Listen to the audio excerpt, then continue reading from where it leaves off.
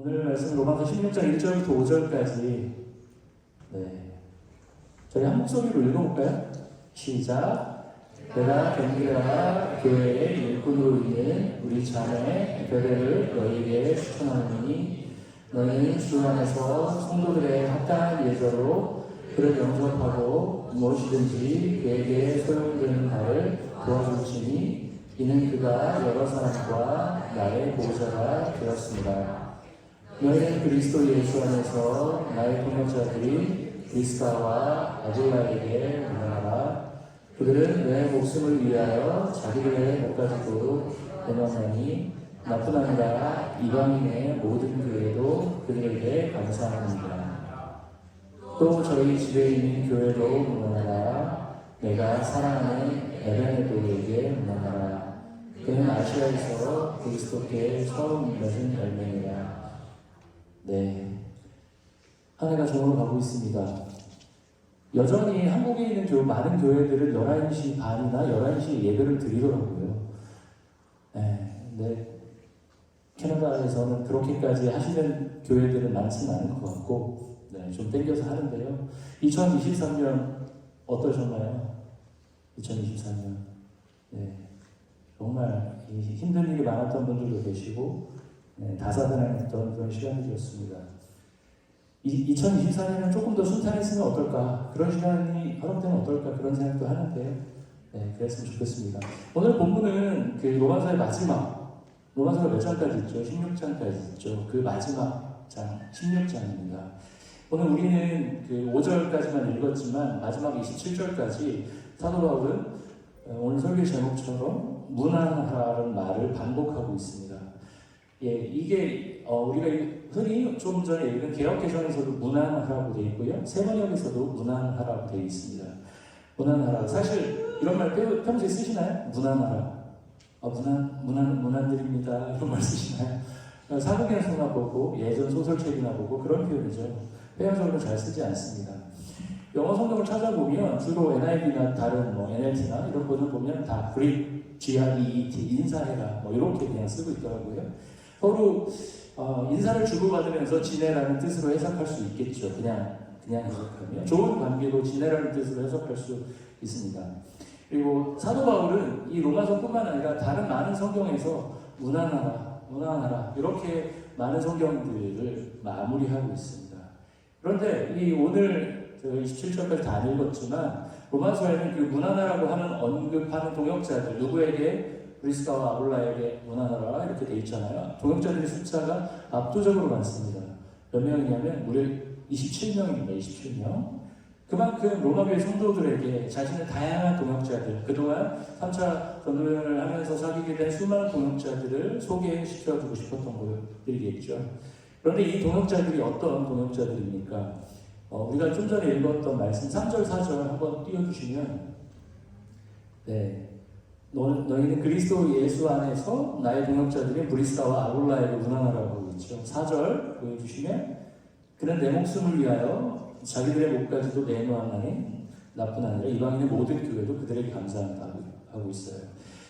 사도 바울의 동역자 중에 거의 첫 손에 꼽히는 브리스가와 아굴라 어떤 사람입니까? 사도 바울의 표현, 오늘 성경 본문의 표현을 빌리면 자신의 목숨을 대신 내놓을 수 있는 그런 사람이라고 얘기하고 있죠.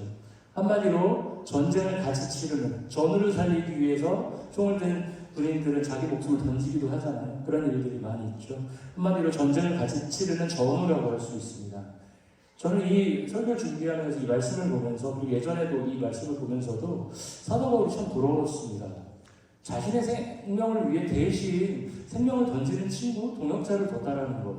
그 사람의 삶이 얼마나 진정성이 있으며 그 사람이 얼마나 매력적이고 내가 내 생명보다 이 사람의 생명을 더 귀하게 여기겠다라는 그게 어떻게 하면 그렇게 가능할까 싶었습니다. 우리는 사도 바울이 이 로마 교회에 보낸 편지, 로마서를 쓰던 시점에 대해서 그런 측면에서 생각해 볼 필요가 있는데요. 많은 신약학자들은 사도 바울이 AD 57년에 고린도라는 지역에서 로마서를 썼다고 말합니다. AD 57년, 제가 복잡하게 설명드리진 않을 거고요. 1, 2, 3차 전도여행이 마무리된 시점입니다. 그러니까 사도 바울이 1차, 2차 소아시아 유럽을 다니면서 교회를 세우고 개척을 하고 복음을 전하죠. 그런 일들이 이제 마무리가 된 시점입니다. 네. 57년 그리고 마무리되고요. 57년 이후에 사도 바울은 어떻게 될까요? 예루살렘으로 가게 되죠. 주변에서 말렸습니다. 네, 거기 가면 잡힐 것 같은데 위험한데 당신의 신변이 불안한데 그렇지만 사도 바울은 가게 되죠. 그곳에 어떻게 됐습니까? 체포되고요. 가이사랴에서 갇히게 됩니다. 이후에 어떻게 되죠? 로마 감옥으로 이송되게 됩니다. 즉 57년을 전후로 해서 사도 바울의 실제적 사역, 이 로마서를 쓰고 있던 시점은 막 돌아다니면서 복음을 전하고 교회가 개척되고 막 하던 거는 이제 마무리가 된 시점이라는 거죠. 물론 사도 바울의 사역을 교회 개척으로만 한정 지을 수는 없습니다. 크게 두 가지로 얘기하죠. 사도 바울이 교회사에 큰 영향을 미쳤다. 교회를 개척한 것? 또 하나는 뭘까요? 성경을 쓴 거겠죠. 네, 두 가지가 있습니다. 물론 에베소서, 빌립보서, 골로새서 같은 성경은 로마 감옥에 갇혔을 때 쓴 성경이니까 뭐 아직 사역이 끝났다고 할 수는 없지만 그래도 메인으로 사용했던 복음을 전하고 교회를 개척하던 그가 맹활하던 시대는 끝이 납니다.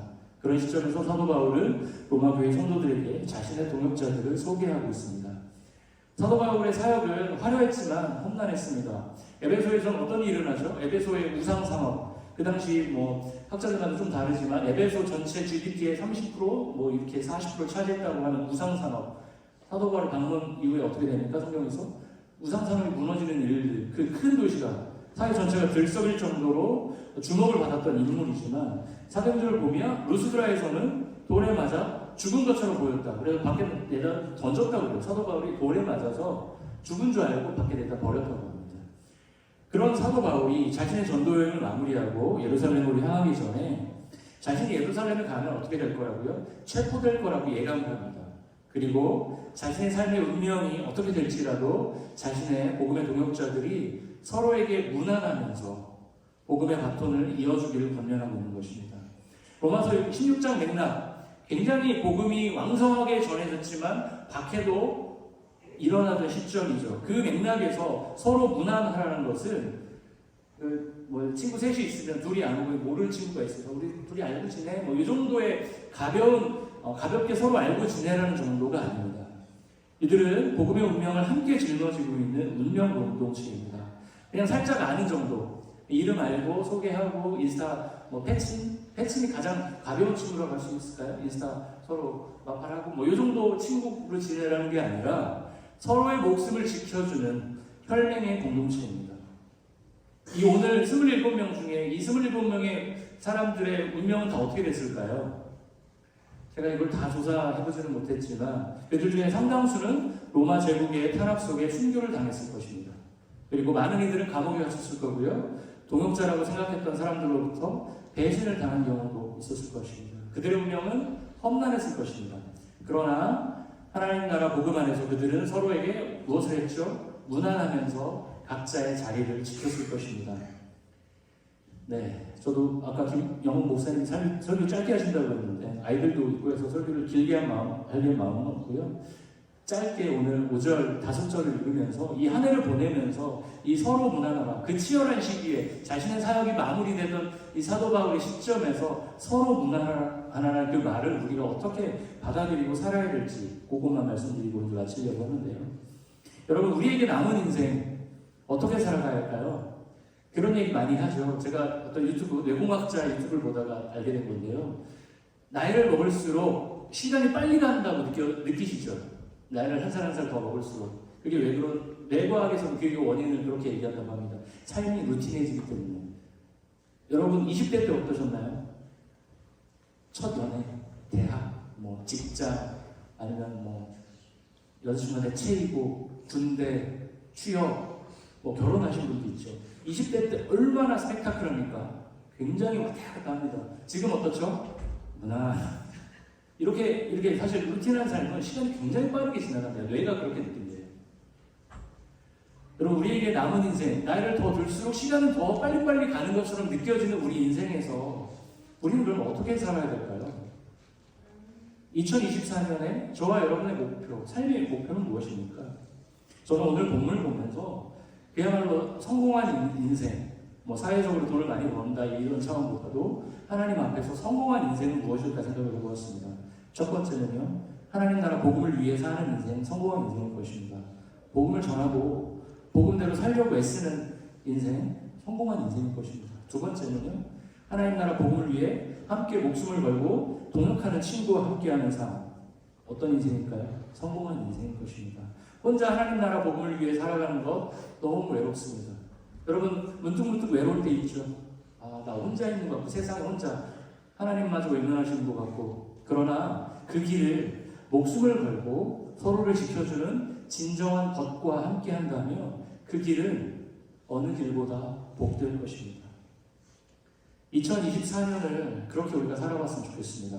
복음을 위해 살고 복음대로 살고 복음의 동역자와 우정 어린 관계, 이 무난, 서로 무난하라는 것이 그냥 잘 지내세요 정도가 아니라 이 사람의 영적인 필요가 어디에 있는지, 그 사람의 실제적인 필요가 어디에 있는지를 정말 깊이 있는 대화 속으로 들어가서 서로의 아픔을 함께 끌어안고 눈물을 흘리며 기도하고, 문학적으로는 목숨을 걸기 쉽지 않겠지만 우리가 목숨을 걸 일이 사실 많지 않으니까 여기까지는 제가 요구하지 않겠습니다.